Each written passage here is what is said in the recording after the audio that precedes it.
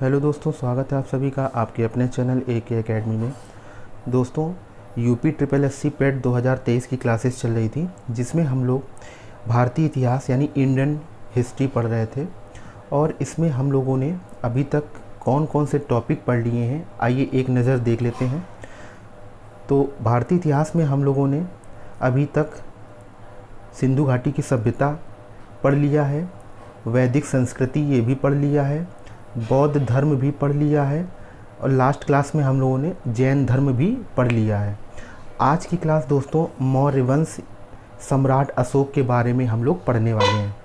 तो class start करने से पहले आप लोग क्लास को लाइक भी करना ना भूलें, और चैनल पे नए हैं तो चैनल को सब्सक्राइब करना ना भूलें। वीडियो को ज़्यादा से ज़्यादा शेयर करना भी ना भूलें। ओके, तो चलिए स्टार्ट करते हैं आज की क्लास को। और टॉपिक जैसा कि बताया जा चुका है, टॉपिक का नाम है मौर्य वंश यानी सम्राट अशोक। इनके बारे में हमको पढ़ना है। चलिए पहला नंबर क्वेश्चन देखते हैं दोस्तों। पहला नंबर क्वेश्चन है, प्राचीन राजवंश पूछा गया है कि प्राचीनतम राजवंश कौन है, यानी सबसे जो पुराना राजवंश है इसके बारे में बताना है, यह कौन है। तो आंसर हो जाएगा मौर्य वंश। मौर्य वंश दोस्तों सबसे प्राचीनतम राजवंश है। आइए दूसरा नंबर क्वेश्चन देखते हैं, क्या पूछा गया है। दूसरा नंबर क्वेश्चन, दूसरा नंबर पूछा गया है कि मौर्य साम्राज्य की स्थापना किसने की। तो आंसर हो जाएगा चंद्रगुप्त मौर्य ने मौर्य साम्राज्य की स्थापना की। तीसरा नंबर क्वेश्चन है, चंद्रगुप्त मौर्य के शासन विस्तार में किसने मुख्य रूप से मदद की थी। तो आंसर हो जाएगा चाणक्य। चाणक्य ने चंद्रगुप्त के शासन विस्तार में उसकी मदद की थी। और दोस्तों चाणक्य का और भी नाम है, जैसे कि कौटिल्य। कौटिल्य के नाम से भी चाणक्य को जाना जाता है। चलिए आगे बढ़ते हैं। चौथा नंबर क्वेश्चन देखते हैं, क्या पूछा गया है। चौथा नंबर क्वेश्चन है, प्राचीन भारत का वह प्रसिद्ध शासक जिसने अपने जीवन की अंतिम दिनों में जैन धर्म को अपनाया था। आंसर हो जाएगा चंद्रगुप्त मौर्य। इसने अपने जीवन के अंतिम दिनों में जैन धर्म को अपनाया था। नेक्स्ट क्वेश्चन है, पांचवा नंबर क्वेश्चन है कि प्रसिद्ध यूनानी राजदूत मेगस्थनीज भारत में किसके दरबार में आया था। एक प्रसिद्ध यूनानी राजदूत था जो कि भारत आया था, नाम था उसका मेगस्थनीज। पूछा गया है कि यह किसके दरबार में आया था, यानी किसके शासन काल में आया था। आंसर हो जाएगा चंद्रगुप्त मौर्य के शासन काल में यह आया था। नाम याद रखिएगा मेगस्थनीज। कई बार सीधे सीधे क्वेश्चन पूछा जा चुका है आपके एग्ज़ाम में। दोस्तों अगर क्वेश्चन अच्छे लग रहे हों तो क्लास को लाइक भी करते रहिएगा और क्लास को अंत तक देखते रहिएगा। चलिए नेक्स्ट है, छठवां नंबर क्वेश्चन है, किस जैन धर्म में चंद्रगुप्त मौर्य के जैन धर्म अपनाने का उल्लेख मिलता है। यानी किस जैन ग्रंथ, एक जैन ग्रंथ जैन का ग्रंथ है, यानी जैन धर्म का जो ग्रंथ है इसमें यह उल्लेख किया गया है कि चंद्रगुप्त मौर्य ने जैन धर्म को अपनाया था। यह बात किस जैन ग्रंथ में कही गई है, ये पूछा गया है। तो आंसर हो जाएगा परिशिष्ट पर्वन में यह बताया गया है कि चंद्रगुप्त मौर्य जो थे जैन धर्म के अनुयायी थे। ठीक है, आगे बढ़ते हैं। सातवां नंबर क्वेश्चन देखते हैं दोस्तों। सातवां नंबर क्वेश्चन पूछा गया है, आइए देखते हैं। चंद्रगुप्त मौर्य ने सेल्यूकस, जो चंद्रगुप्त मौर्य था इसने क्या किया था, सेल्यूकस निकेटर को पराजित किया था। तो पूछा गया है कब पराजित किया गया था, कब पराजित किया था। तो 305 ईसा पूर्व, 305 ईसा पूर्व में चंद्रगुप्त मौर्य ने सेल्यूकस निकेटर को पराजित किया था। तो ये याद रखिएगा। नेक्स्ट क्वेश्चन है, मौर्य काल में शिक्षा का सर्वाधिक प्रसिद्ध केंद्र कौन था। तो आंसर हो जाएगा तक्षशिला। तक्षशिला जो है मौर्य काल में शिक्षा का सर्वाधिक प्रसिद्ध केंद्र था। दोस्तों तक्षशिला जो है अब पाकिस्तान में स्थित है। चलिए आगे बढ़ते हैं और नेक्स्ट क्वेश्चन देखते हैं क्या पूछा गया है। आइए देखते हैं, वह शासक कौन था जिसने राज सिंहासन पर बैठने के लिए अपने बड़े भाई सुसीम की हत्या की थी। कौन था जिसने अपने बड़े भाई की हत्या कर दी थी? तो आंसर हो जाएगा दोस्तों अशोक। अशोक ने अपने बड़े भाई सुसीम की हत्या की थी। आगे बढ़ते हैं 10वां नंबर क्वेश्चन। सम्राट अशोक की वह पत्नी कौन थी जिसने उसको प्रभावित किया था? पत्नी का नाम बताना है, तो आंसर हो जाएगा कारुवाकी। कारुवाकी ने सम्राट अशोक को सबसे ज़्यादा प्रभावित किया था। नेक्स्ट है 11 नंबर क्वेश्चन, आइए देखते हैं। अशोक ने अपने सभी अभिलेखों में एक रूपता से किस प्राकृत का प्रयोग किया है? आंसर हो जाएगा अर्धमागधी का प्रयोग किया है। 12वां नंबर क्वेश्चन है, बिंदुसार ने विद्रोहियों को कुचलने के लिए अशोक को कहाँ भेजा था? आंसर हो जाएगा तक्षशिला में भेजा था। कई बार एग्जाम में क्वेश्चन पूछा जा चुका है। आगे बढ़ते हैं और 13 नंबर क्वेश्चन देखते हैं। वह व्यक्ति कौन है जिसका नाम देवांग प्रियदर्शी था? आंसर हो जाएगा अशोक। अशोक का पूरा नाम यानी अशोक को देवांग प्रियदर्शी के नाम से भी जाना जाता है और ये बहुत ही इम्पॉर्टेंट क्वेश्चन है दोस्तों, याद रखिएगा, सीधे सीधे एग्जाम में आ जाता है। आगे बढ़ते हैं 14 नंबर क्वेश्चन देखते हैं। कौटिल्य यानी चाणक्य किसका प्रधानमंत्री था? किसका प्रधानमंत्री था दोस्तों? आंसर हो जाएगा चंद्रगुप्त मौर्य का प्रधानमंत्री था। नेक्स्ट है 15 नंबर क्वेश्चन।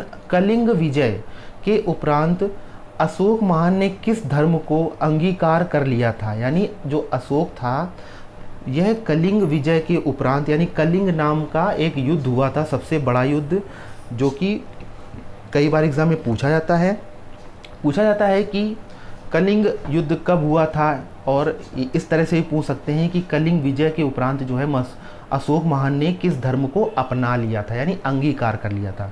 तो यही पूछा गया है। आंसर हो जाएगा बौद्ध धर्म को अंगीकार यानी अपना लिया था कलिंग विजय के बाद। ऐसा जाना जाता है कि कलिंग युद्ध को जीतने के बाद इसको बहुत ही पछतावा हुआ था, यानी वहाँ पे नरसंहार देख करके इसको बहुत ही आत्मग्लानि हुई थी और इसके बाद इसने बौद्ध धर्म को अपनाया था, यानी हृदय परिवर्तन इसका हो गया था। नेक्स्ट है 16 नंबर क्वेश्चन। सांची किस कला और मूर्ति कला का निरूपण करता है? आंसर याद रखिएगा बौद्ध धर्म का निरूपण करता है। नेक्स्ट है, आगे बढ़ते हैं। नेक्स्ट क्वेश्चन है कि मौर्य साम्राज्य में प्रचलित मुद्रा का क्या नाम था? आंसर हो जाएगा पण। पण जो है उस समय मुद्रा चलती थी। इम्पॉर्टेंट क्वेश्चन है दोस्तों, याद रखिएगा। नेक्स्ट है 18 नंबर क्वेश्चन। अशोक का उत्तराधिकारी कौन था? आंसर हो जाएगा कुणाल। अगला क्वेश्चन है मुद्रा राक्षस के लेखक कौन हैं? आंसर हो जाएगा Vishakh Datta. Very important question है दोस्तों, इसको बिल्कुल रट लीजिए कि मुद्रा राक्षस के लेखक कौन है। आंसर हो जाएगा विशाख दत्त। बहुत ही इंपॉर्टेंट क्वेश्चन है, एग्जाम में कई बार क्वेश्चन पूछा जा चुका है। नेक्स्ट है 20 नंबर क्वेश्चन है कि मालवा, गुजरात एवं महाराष्ट्र किस शासक ने पहली बार जीते? यानी मालवा को, गुजरात को और महाराष्ट्र को ऐसा कौन सा शासक था जिसने इनको जीता था, यानी विजय प्राप्त की थी इन पर? तो आंसर हो जाएगा चंद्रगुप्त मौर्य ने यह तीनों राज्यों को जीता था। अगला है 21 नंबर क्वेश्चन। किसने सहिष्णुता, उदारता और करुणा के त्रिविध आधार पर राजवंश की स्थापना की? आंसर हो जाएगा अशोक ने की। नेक्स्ट क्वेश्चन है, पूछा गया है नंदवंश के पश्चात मगध पर किस राजवंश ने शासन किया? आंसर हो जाएगा मौर्य वंश ने, यानी नंद वंश के बाद मौर्य वंश का शासन स्थापित हुआ। अगला क्वेश्चन देख लेते हैं। 23 नंबर क्वेश्चन है कि मेगस्थनीज की पुस्तक का क्या नाम था? आंसर हो जाएगा इंडिका। वेरी इंपॉर्टेंट क्वेश्चन है, ये भी नोट कर लीजिएगा कि मेगस्थनीज ने एक पुस्तक लिखी थी जिसका क्या नाम था दोस्तों? इंडिका नाम था। नेक्स्ट पूछा गया है वह स्रोत जिसमें पाटलिपुत्र के प्रशासन का वर्णन उपलब्ध है, वह पुस्तक कौन है? कौन सी पुस्तक है? तो आंसर हो जाएगा इंडिका। यानी मेगास्थनीज ने जो इंडिका नामक पुस्तक लिखी थी, इसमें बताया था किसके बारे में, जो पाटलिपुत्र के प्रशासन यानी मौर्य वंश का जो शासन हुआ था उसके बारे में बताया था। तो इम्पॉर्टेंट क्वेश्चन है दोस्तों, इनको भी आप लोग नोट कर लीजिएगा। नेक्स्ट है 25 नंबर क्वेश्चन है, पूछा गया है अशोक के शिलालेखों में कौन सी भाषा प्रयुक्त है। इम्पॉर्टेंट क्वेश्चन है, प्राकृत भाषा का उल्लेख है। दोस्तों आप लोग देख रहे होंगे कि एक एक क्वेश्चन अपने आप में बहुत ही इंपॉर्टेंट क्वेश्चन है और ये आपके एग्जाम में यहाँ से क्वेश्चन आपके बन सकते हैं। तो क्वेश्चन याद रखिएगा, क्या पूछा गया है, अशोक के शिलालेखों में कौन सी भाषा प्रयुक्त है, प्राकृत भाषा प्रयुक्त है। नेक्स्ट है 26 नंबर क्वेश्चन, किस मौर्य राजा ने दक्कन की विजय प्राप्त की थी। आंसर हो जाएगा चंद्रगुप्त मौर्य ने प्राप्त की थी। नेक्स्ट क्वेश्चन है, मेगास्थनीज ने भारतीय समाज को कितनी श्रेणियों में विभाजित किया था। तो 7 श्रेणियों में विभाजित किया था। अगला है 28 नंबर क्वेश्चन है, आइए देखते हैं, कौटिल्य के अर्थशास्त्र में किस पहलू पर प्रकाश डाला गया है। तो आंसर हो जाएगा राजनीतिक नीतियाँ, इन पर प्रकाश डाला गया है। कई बार क्वेश्चन सीधा सीधा पूछा जाता है कि अर्थशास्त्र के लेखक कौन है, तो कौटिल्य यानी चाणक्य। ये इंपॉर्टेंट क्वेश्चन है, याद रखिएगा। नेक्स्ट है 29 नंबर, पाटलिपुत्र को किस शासक ने सर्वप्रथम अपनी राजधानी बनाई थी। आंसर हो जाएगा बिंदुसार ने अपनी राजधानी बनाई थी। इंपॉर्टेंट क्वेश्चन है, ये भी याद रखिएगा। चलिए दोस्तों, हर एक क्वेश्चन अपने आप में बहुत ही इंपॉर्टेंट है, अच्छे से पढ़िए। 30 नंबर क्वेश्चन है, पूछा गया पाटलिपुत्र में स्थित चंद्रगुप्त मौर्य का महल मुख्यतः किसका बना था। तो लकड़ी का बना था। नेक्स्ट है 31 नंबर क्वेश्चन है, बराबर की गुफाओं का उल्लेख किसके आश्रय गृह के रूप में किया गया है। आंसर है आजीवकों के लिए। नेक्स्ट है 32 नंबर, किस स्तंभ लेख जिसमें अशोक ने स्वयं को मगध का सम्राट बताया है। तो उस स्तंभ लेख का नाम बताना है जिसमें अशोक ने स्वयं को मगध का सम्राट बताया है।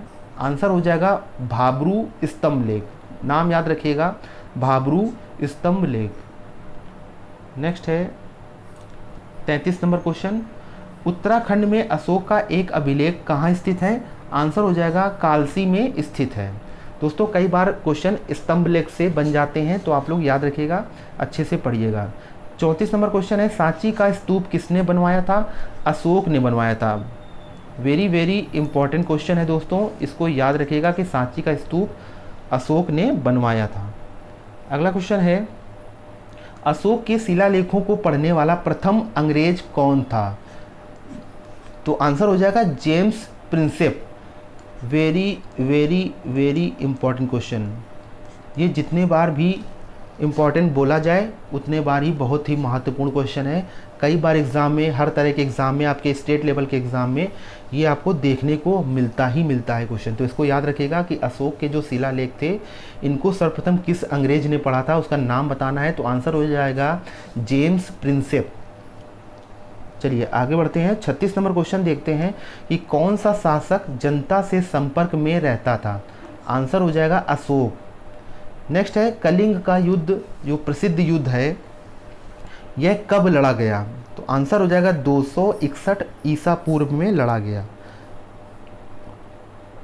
आइए नेक्स्ट क्वेश्चन देखते हैं। 38 नंबर क्वेश्चन कि अशोक के अधिकांश अभिलेख किस भाषा व किस लिपि में हैं।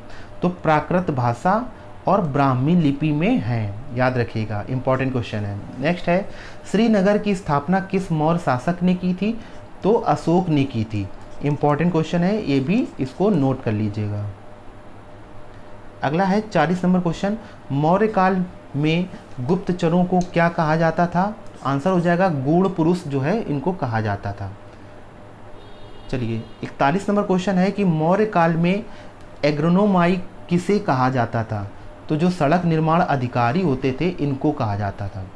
नेक्स्ट है अशोक के बारे में जानने के लिए सर्वप्रथम महत्वपूर्ण स्रोत क्या है। आंसर हो जाएगा शिलालेख। शिलालेख जो है अशोक के बारे में बताते हैं। उस टाइम पे जितने भी राजा महाराजा हुआ करते थे, जैसे अशोक नाम का ये राजा था, ये क्या करता था, अपनी सभी जितनी भी युद्ध लड़ते थे, ये जो भी जीत जाते थे जो अपने बारे में, तो ये क्या करते थे, पत्थर की शिलालेख में उसको गुदवा देते थे यानी लिखवा देते थे। तो इनके बारे में यही सब शिलालेखों को पढ़ के जाना गया है। नेक्स्ट है क्वेश्चन 43 नंबर क्वेश्चन, बिंदुसार की मृत्यु के समय अशोक किस प्रांत का गवर्नर था? तो आंसर हो जाएगा अवंती, अवंती का गवर्नर था। नेक्स्ट है 44 नंबर क्वेश्चन है, मौर्य काल में सीता से क्या तात्पर्य है? तो क्या तात्पर्य है? आंसर हो जाएगा राजकीय भूमि से प्राप्त जो आय होती है उसको क्या बोला जाता था? सीता। 45 नंबर क्वेश्चन है दोस्तों, मौर्य कला का सबसे अच्छा नमूना कौन है? तो आंसर हो जाएगा स्तंभ। नेक्स्ट है, किसके शासनकाल में डायमेकस भारत आया था? तो बिंदुसार के शासनकाल में डायमेकस भारत आया था। इंपॉर्टेंट क्वेश्चन है दोस्तों, याद रखिएगा। आगे बढ़ते हैं और नेक्स्ट क्वेश्चन देखते हैं, अंतिम मौर्य शासक कौन था? तो बृहदत्त जो है अंतिम मौर्य शासक था। वेरी इंपॉर्टेंट क्वेश्चन है कि पूछा जाता है कई बार एग्जाम में सीधे सीधे कि अंतिम मौर्य शासक का नाम बताइए। आंसर हो जाएगा बृहदत्त। नेक्स्ट है 48 नंबर क्वेश्चन, अशोक को किसने बौद्ध धर्म की दीक्षा दी थी? इंपॉर्टेंट क्वेश्चन है ये भी। तो किसने दी थी? उपगुप्त ने दी थी। तो दो चीज़ें यहाँ से निकल के आती हैं, दो चीज़ें याद रखनी है कि अशोक जो है बौद्ध धर्म का फॉलोअर्स यानी अनुयायी था। दूसरा क्या बताया गया है कि अशोक को बौद्ध धर्म की दीक्षा किसने दी थी? तो आंसर हो जाएगा उपगुप्त ने दी थी। नेक्स्ट क्वेश्चन है, अशोक ने किस अभिलेख में कहा था, क्या कहा था कि सभी मनुष्य मेरी संतान है? आंसर हो जाएगा प्रथम शिलालेख में यह कथन अशोक ने बोला था।